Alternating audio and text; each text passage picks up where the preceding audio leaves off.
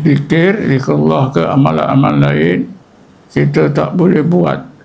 Atau kita boleh buat tapi tak sungguh-sungguh.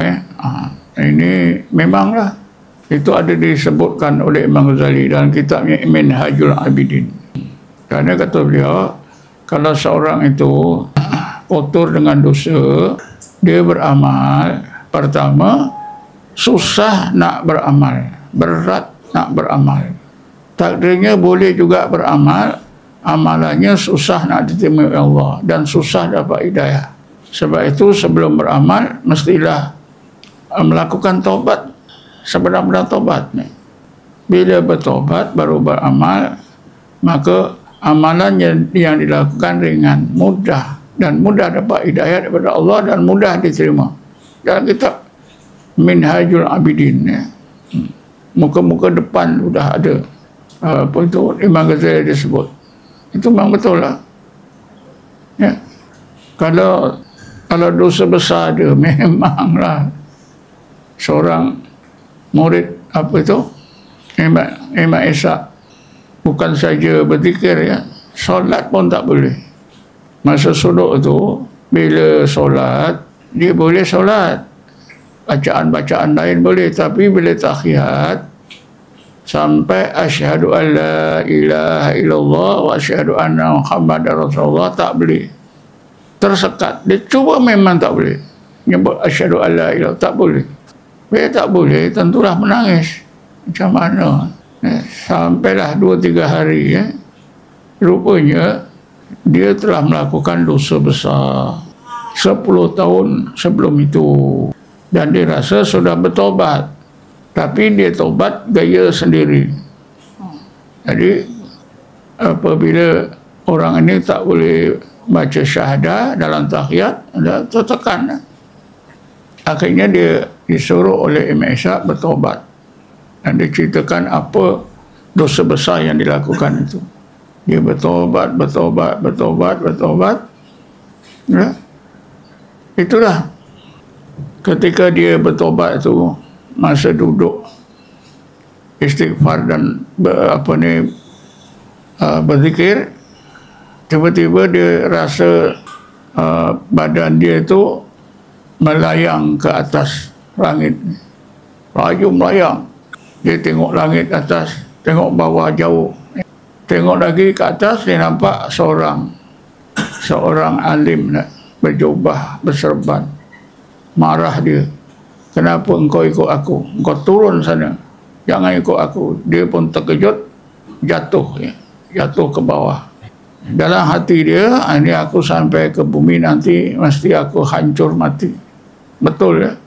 Dia pun terhempas ke bumi. Dia mengucap la ilaha illallah. Rupanya ketika dia berzikir itu, dia tersembam mukanya ke lantai. Itu. Sesudah itu barulah dia boleh baca tahiyat. Itu mungkin dijadikan panduan, taubatnya sudah diterima. Sebab itu dalam Islam taubat mesti dipimpin. Bila taubat dipimpin ada 2 kelebihan: mudah diterima dan dapat pahala yang besar. Bismillahirrahmanirrahim. Lau annahum idz zalamu anfusahum ja'uka wastaghfirullaha wastaghfara lahumur rasuluh lawajadullaha tawwabar rahima. Ya Muhammad, sekiranya mereka yang melakukan dosa, kerana dosa itu berarti mereka menzalimi diri mereka sendiri, kerana mereka besok akan dimasukkan ke neraka, datang menemui engkau ya Muhammad, lalu mereka minta ampun kepada Allah di depanmu. Engkau juga sebagai Rasul, engkau minta keampunan untuk mereka. Nescaya mereka dapati Allah itu Maha Pengampun dan Penyayang.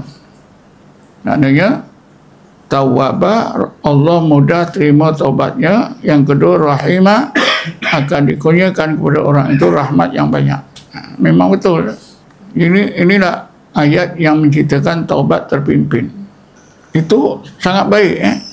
Tapi amalan orang-orang kita di Malaysia, bila dia nak taubat, dia pergi apa? Pergi umrah. Dia taubat di Masjidil Haram. Bagus juga. Tapi ada cara yang lebih baik lagi. Dia mesti datang temui seorang ulama, nyatakan kesalahannya, dosanya, lalu minta orang alim ini memimpin taubatnya. Ini namakan taubat terpimpin. Tak selesai ayat tadi dalam surat An-Nisa, ayat 64 ke ayat 46 surat An-Nisa.